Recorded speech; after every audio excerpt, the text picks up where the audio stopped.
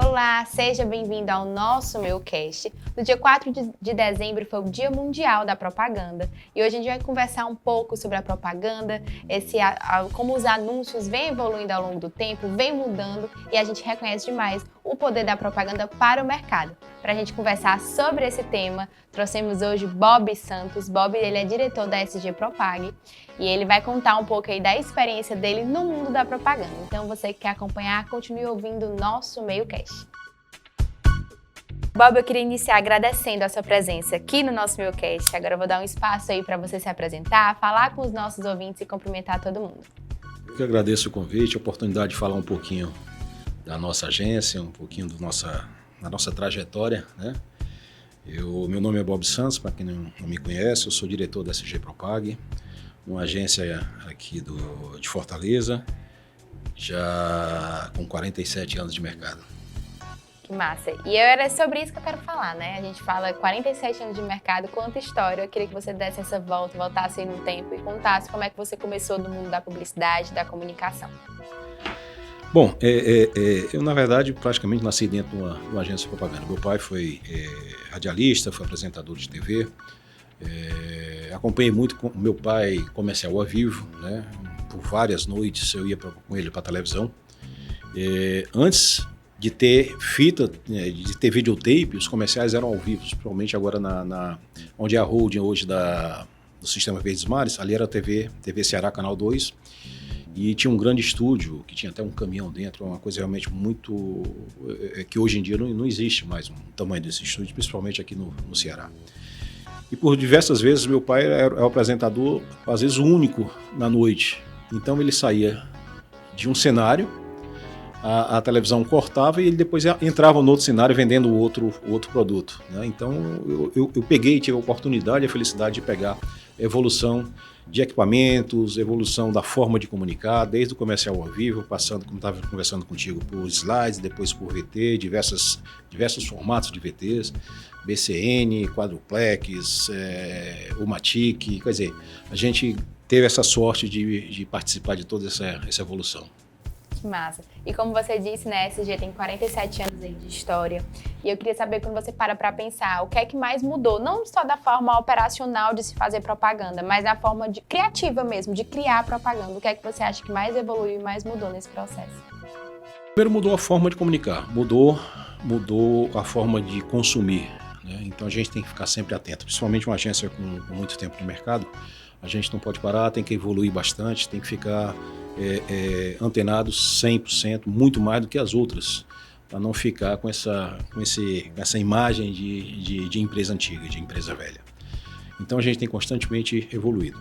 A gente sempre fez investimentos em equipamentos, a gente sempre tem investido em pessoas, em pesquisas, então isso sempre fez parte da SG. A SG sempre foi pioneira em vários equipamentos, foi a pioneira em ter uma produtora de áudio, depois uma produtora de vídeo, a gente tinha estúdio de fotografia, tinha estúdio de TV, quer dizer, a gente sempre foi buscando equipamentos, viajando, buscando novos formatos. Quando não se tinha nem internet, a gente viajava para comprar livros. Então a gente sempre tentou fazer que a nossa equipe fosse, vamos dizer assim, inovadora e tivesse contato com as novas tendências que tivesse. Fosse nos Estados Unidos, fosse na Europa, a gente estava sempre buscando novas formas. A gente já viajou, eu já tive a oportunidade de levar a equipe nossa de criação e diretor de arte, pessoal de planejamento para a Europa, para a gente ver, né, na época de liquidação, como é que algumas lojas da Espanha estavam fazendo essas promoções, para a gente trazer essa forma de comunicar. Novas tecnologias também sempre faz parte aí da nossa história. E a gente hoje, quer dizer, a SG tem hoje um time muito novo, né? Tem um time muito antenado e a gente tem cada vez dado mais liberdade para a criação, né? Logicamente, você tem no varejo, você tem algumas amarras, algumas obrigações. É diferente de você fazer um comercial institucional, né? Um comercial que vai durar 6 meses ou apenas que valha pela ideia. Mas a gente tem a obrigação de bater o dinheiro no caixa do cliente também, né? Então essa é uma preocupação bastante que a gente norteia a criação muito também para o varejo, para as técnicas de varejo que a gente quer, tanto no off quanto no digital. Isso é exatamente a próxima pergunta, que a SG tem esse perfil de trabalhar com varejo. E eu queria saber o que é só do varejo, que você tem que pensar propaganda pensando no varejo em si, o que é que demanda de uma agência atender esse tipo de cliente. Bom, trabalhar varejo não é fácil. As pessoas acham que não é. Já tivemos algumas discussões no mercado sobre o que é fazer varejo. Algumas agências foram para outro caminho para não fazer varejo e acabaram tentando voltar, porque o nosso mercado é essencialmente de varejo. Embora a gente atenda outros segmentos, né? A gente tem o Expresso Guanabara, a gente tem a Esmaltec, a gente tem a Arroz Alteza, que é uma empresa de lá do Rio Grande do Sul, que voltou, fez uma concorrência, a gente ganhou o ano passado. E são produtos cearenses, e essa empresa lá do Rio Grande do Sul comprou e nos escolheu para tratar dessa forma, desse produto deles aqui. Além disso, a gente trabalha com trade também. Tivemos a oportunidade de ser escolhido pelo Itaú de São Paulo, de fazer uma ação de trade esse ano, em fevereiro, março e abril, foram 3 meses. A gente positivou mais de 10 mil pontos, além de barracas de praia, durante esses 3 meses. Foi uma ação muito, muito bacana. Nós temos também toda a parte de contas públicas, né? Nós temos a conta da Câmara Municipal de Fortaleza. Ano passado nós ganhamos a conta da Prefeitura de Maracanaú e esse ano nós ganhamos a concorrência da Prefeitura de Caucaia. Então a gente também tem aberto outras frentes, né? Novos profissionais chegam a cada conta que a gente chega, que a gente conquista, novos profissionais estão chegando na agência, para não ficar realmente somente pensando no varejo, mas a gente pensa no varejo e tem essa essência quando o varejo ainda era pejorativo, né? Não, deixa lá, SG, que SG só sabe fazer o varejo. E graças a Deus o varejo vem pagando nossas continhas aí há 47 anos. Coisa boa. Inclusive o Bob, ele tem uma entrevista no Nosso Meu TV, é só você busque por Nosso Meu no YouTube que você vai encontrar essa entrevista com o Bob. E ele comenta uma coisa que eu achei muito legal, que ele fala que o mundo publicitário do Nordeste, Norte e Nordeste, muitas vezes recebe uma verba menor do que Sul, Sudeste, enfim, dessas agências. Eu queria que você comentasse um pouco sobre isso. Se isso continua assim, essa entrevista foi em 2019, estamos em 2022, eu quero saber se mudou um pouco esse cenário, se as empresas estão investindo mais em agências do Nordeste, investindo e acreditando que elas vão entregar um trabalho criativo e com resultado. Está começando a mudar. Lógico que você não pode comparar uma verba de uma empresa nacional com a verba destinada a um determinado mercado ou até para a região Nordeste. Depende muito da área de atuação das empresas, mas o volume realmente de financeiro de investimento é muito grande, a diferença realmente é grande. Mas só que a gente fica balizando por poucas agências de São Paulo, do eixo Rio e São Paulo. Grande parte das agências de São Paulo, que não são citadas, que não são conhecidas, trabalham com a verba que as agências daqui trabalham.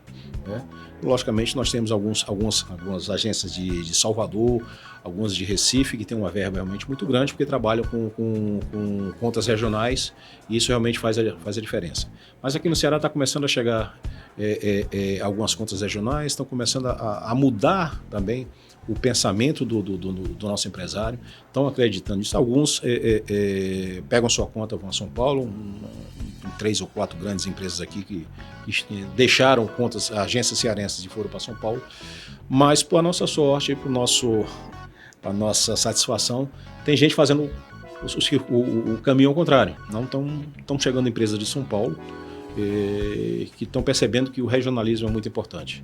Foi por isso que a gente teve essa ação do Itaú, para fazer campanha realmente com sotaque cearense. Outras agências daqui também conquistaram contas nacionais, também em cima desse dado de você dar um pouquinho do sotaque do Nordeste, né? Sem ser pejorativo, sem ser aquele oxente, mas saber qual é a estratégia de mídia ideal, né? O que é que o nordestino está consumindo, o que é que ele assiste, como é que ele se comporta com as redes sociais. Então a gente que está aqui no Ceará, a gente que está aqui no Nordeste, a gente bebe da fonte, a gente tem esses dados muito mais apurados do que o pessoal lá de São Paulo. Até porque o consumidor é que guia a forma de comunicar, né? E essa, inclusive, bate um pouco aí na próxima pergunta, que eu quero saber quais métricas e tecnologias a SG utiliza para entender o comportamento do consumidor, o que é que vem mudando, qual é a forma de conseguir, de fato, se comunicar e chegar até o público. A SG investe muito em pesquisa, né? A gente tem umas 4 ou 5 agências aqui no mercado cearense que investem bastante em pesquisas e balizam toda a sua estratégia de mídia disso. mesmo antes de chegar toda vamos dizer assim, essa quantidade de informação que o digital traz, né? Logicamente, o caminho de assertividade no digital é maior, e você também fazer um pós-venda é muito mais fácil você fazer no digital, né? No off você não tem como quantificar quantas pessoas estão passando em um outdoor, ou até mesmo mídia de televisão. Quando você tem uma pesquisa, aquilo garante que a televisão está ligada, mas não garante que tenha a pessoa assistindo, né?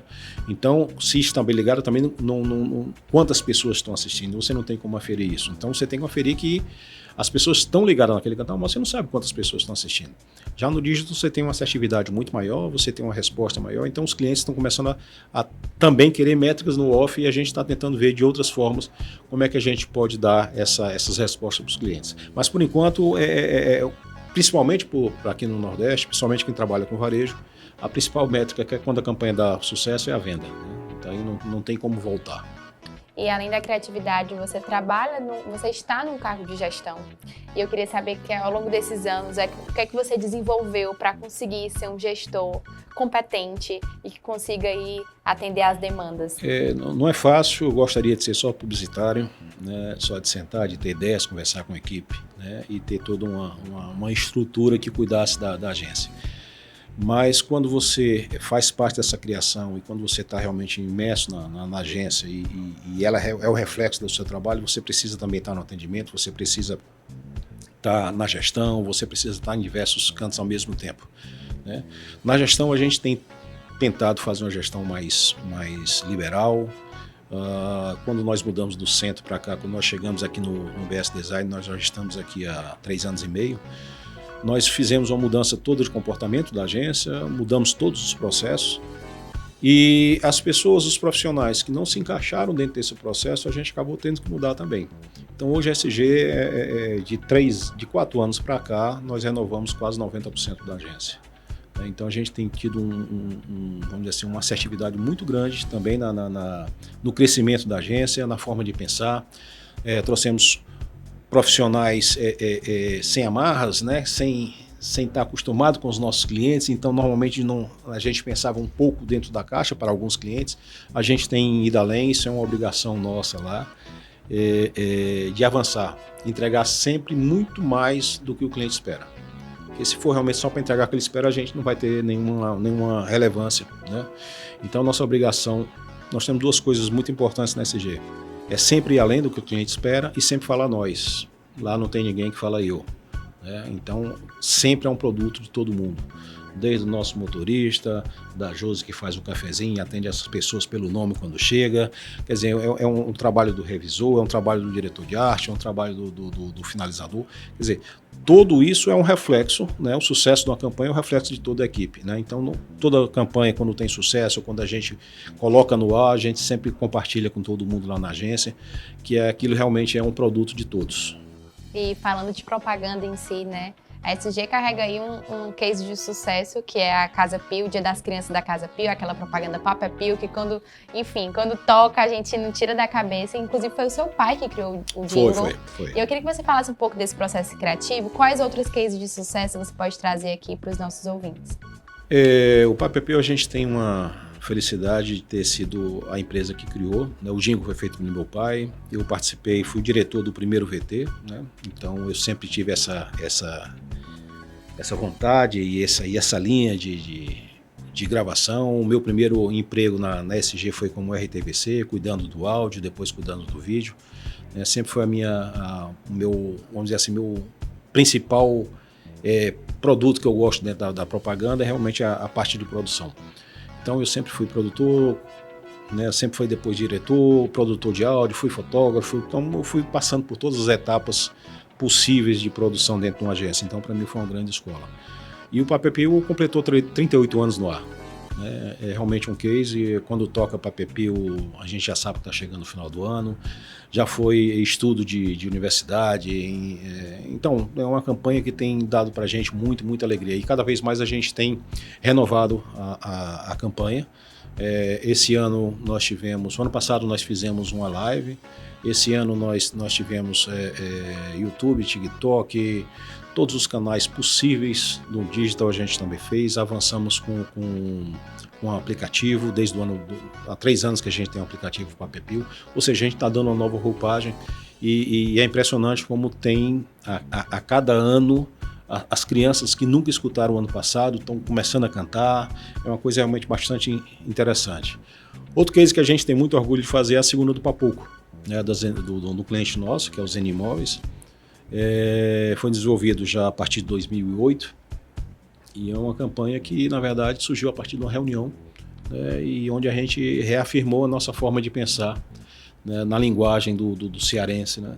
Então, graças a Deus, é outra campanha que a gente tem muito orgulho, é a segunda do Papoco Zeni. Massa. No dia 4 de dezembro, nós publicamos no portal do Nosso Meio. Eu convido você para acessar nossomeio.com.br. Eu conversei aí com alguns publicitários cearenses e perguntei para eles qual foi a propaganda que marcou a vida deles e inspirou.